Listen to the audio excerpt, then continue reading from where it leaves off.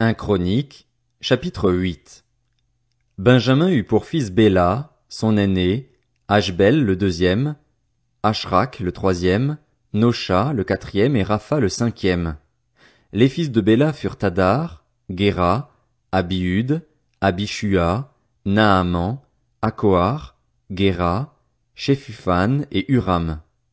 Voici les fils d'Écud qui étaient chefs de famille parmi les habitants de Géba et que l'on fit émigrer à Manashat.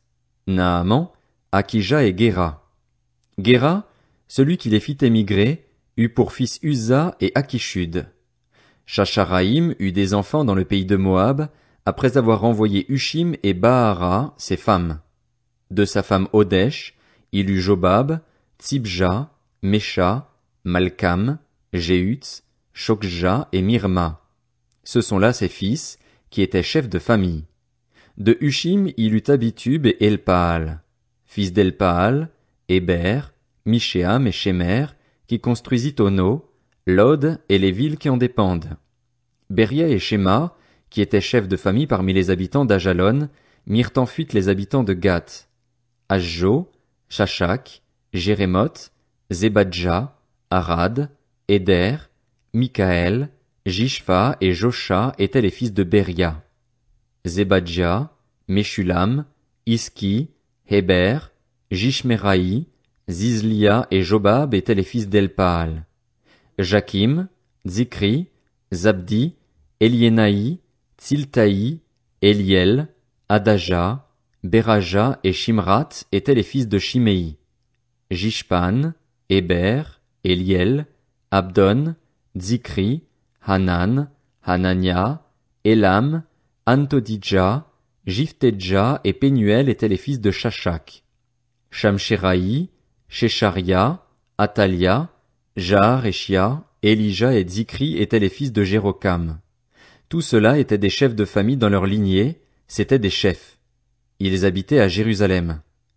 À Gabaon habitait le père de Gabaon, dont la femme s'appelait Maaka, Abdon, son fils aîné, Tsur, Kis, Baal, Nadab, Gédor, Ashjo et Zéker. Miklot eut pour fils Shiméa. Contrairement à leurs frères, ils habitaient à Jérusalem avec leurs frères. Ner eut pour fils Kis eut Saül, Saül eut Jonathan, Malkishua, Abinadab et Eshbaal. Fils de Jonathan, Merib-Baal. Merib-Baal eut pour fils Miché. Fils de Miché, Piton, Mélec, Taéréa et Akaz. Akaz eut pour fils Jéhoada. Jéhoada eut Alémet, Azmavet et Zimri. Zimri eut Motsa. Motsa eut pour fils Binéa, lui-même père de Rapha, père d'Éléasa, père d'Atsel. Atsel eut 6 fils, dont voici les noms. Azrikam, Bokru, Ismaël, Sheharia, Abdias et Hanan. Tous ceux-là étaient les fils d'Atsel. Fils de son frère Échec, Ulam, son aîné, Jéhush le deuxième et Éliphélet le troisième. Les fils d'Ulam étaient de vaillants hommes, capables de tirer à l'arc, et ils eurent beaucoup de fils et de petits-fils, 150 en tout. Tous ceux-là étaient des descendants de Benjamin. 1 Chroniques, chapitre 9. Tous les Israélites étaient enregistrés sur des listes généalogiques et inscrits dans le livre des rois d'Israël. Puis les habitants de Juda furent exilés à Babylone à cause de leurs infidélités. Les premiers habitants à retrouver leurs possessions et leurs villes furent des Israélites, les prêtres, les Lévites et les serviteurs du temple. À Jérusalem s'installèrent des Judéens, des Benjaminites, des Éphraïmites et des Manassites. Parmi les descendants de Péretz, le fils de Juda, figurait Utaï, fils d'Amihud et descendant d'Omri, d'Imri et de Bani. Parmi les Shilonites figurait Azaja, l'aîné, et ses fils. Parmi les descendants de Tsérar figurait Jéhuel. Avec leurs frères, ils étaient 690 en tout. Parmi les Benjaminites figurait Salu, fils de Meshulam et descendant d'Odavia et d'Assénua, Jibneja, fils de Jérokam, Éla, fils d'Uzi et petit-fils de Mikri, Meshulam, fils de Shephatia et descendant de Réuel et de Jibnija. Avec leurs frères, dans leur lignée, ils étaient 956 en tout. Tous ces hommes étaient des chefs de famille. Parmi les prêtres figuraient Jedaéja, Jéhojarib, Jakin, Azaria, fils de Hilkija et descendant de Meshulam, Tsadok, Merajot et Akitub, qui étaient responsables de la maison de Dieu, Adaja, fils de Jérokam et descendant de Pashur et Malkija, ainsi que Maésaï, fils d'Adiel et descendant de Jaczéra, Meshulam, Meshilémite et Immer. Avec leurs frères, qui étaient chefs de leur famille, ils étaient 1760 en tout. C'étaient des hommes vaillants, chargés du service de la maison de Dieu. Parmi les Lévites figurait Shemaéja, fils de Hashub et descendant d'Azrikam et Hashabia, qui était un descendant de Merari, Bakbakar, Eresh, Galal, Matania, fils de Miché et descendant de Zikri et Asaph, Abdias, fils de Shemaéja et descendant de Galal et Jédutun, ainsi que Bérekia, fils d'Asa et petit-fils d'Elkana, qui habitait dans les villages des Nétophatiens. Comme portiers, il y avait Shalom, Akub, Talmon, Akiman et leurs frères. Shalom était leur chef, et jusqu'à présent ils se tiennent à la porte du roi, à l'est. C'étaient eux les portiers du camp des Lévites. Shalom, fils de Coré et descendant d'Ebiasaph et de Coré, ainsi que ses frères, membres de la même famille, les Coréites, remplissaient les fonctions de gardiens des entrées de la tente. Leurs ancêtres avaient gardé l'entrée du camp de l'Éternel, et Phiné, le fils d'Éléazar, avait été leur chef, par le passé, car l'Éternel était avec lui. Zacharie, fils de Méchélémia, était portier à l'entrée de la tente de la rencontre. Ils étaient en tout 212, choisis comme portiers et enregistrés dans les généalogies d'après leur village. C'était David et Samuel, le voyant, qui les avaient établis dans leurs fonctions permanentes. Eux et leurs enfants étaient responsables de garder les portes de la maison de l'Éternel, du tabernacle. Les portiers étaient postés des 4 côtés, à l'est, à l'ouest, au nord et au sud. Leurs frères, qui habitaient dans leur village, devaient de temps à autre venir auprès d'eux pendant 7 jours. En effet, ces 4 chefs des portiers, ces Lévites, étaient toujours en fonction. Ils étaient en outre responsables des chambres et des trésors de la maison de Dieu. Ils passaient la nuit dans les environs de la maison de Dieu, car ils en avaient la garde et devaient l'ouvrir chaque matin.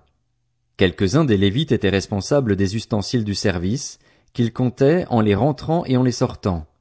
D'autres étaient chargés des ustensiles, de tous les ustensiles du sanctuaire, et de la fleur de farine, du vin, de l'huile, de l'encens et des aromates.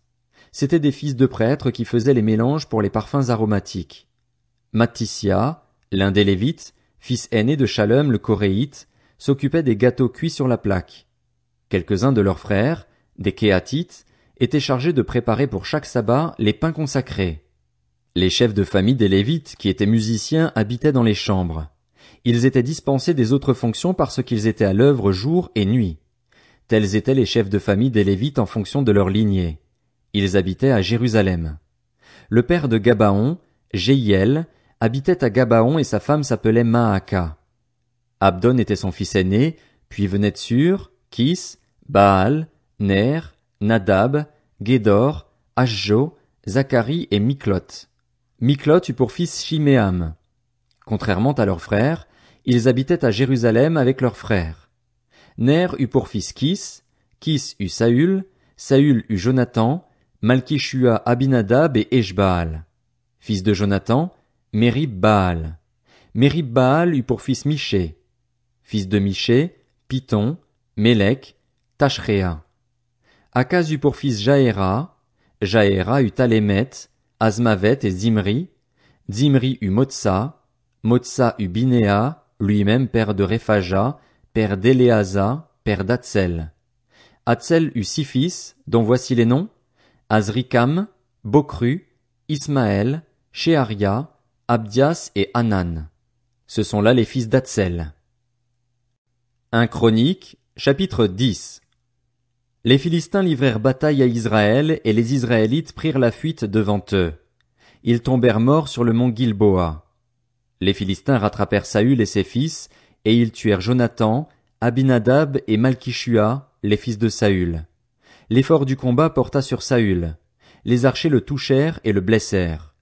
Saül dit alors à son porteur d'armes: « Tire ton épée et transperce-moi. Sinon, ce seront ces incirconcis qui viendront et ils me feront subir leur mauvais traitement. » Son porteur d'armes ne voulut pas le tuer, car il était rempli de peur. Alors Saül prit son épée et se jeta dessus. Voyant Saül mort, son porteur d'armes se jeta aussi sur son épée et il mourut. C'est ainsi que Saül et ses 3 fils moururent, et toute sa famille mourut en même temps. Lorsqu'ils virent qu'on s'enfuyait et que Saül et ses fils étaient morts, tous ceux d'Israël qui étaient dans la vallée abandonnèrent leur ville pour prendre aussi la fuite. Les Philistins allèrent s'y installer. Le lendemain, les Philistins vinrent pour dépouiller les morts, et ils trouvèrent le cadavre de Saül et de ses fils sur le mont Gilboa. Ils dépouillèrent Saül et emportèrent sa tête et ses armes. Puis ils les firent circuler dans tout le pays des Philistins pour annoncer la nouvelle à leurs idoles et au peuple. Ils déposèrent les armes de Saül dans le temple de leur Dieu, et ils attachèrent son crâne dans le temple de Dagon.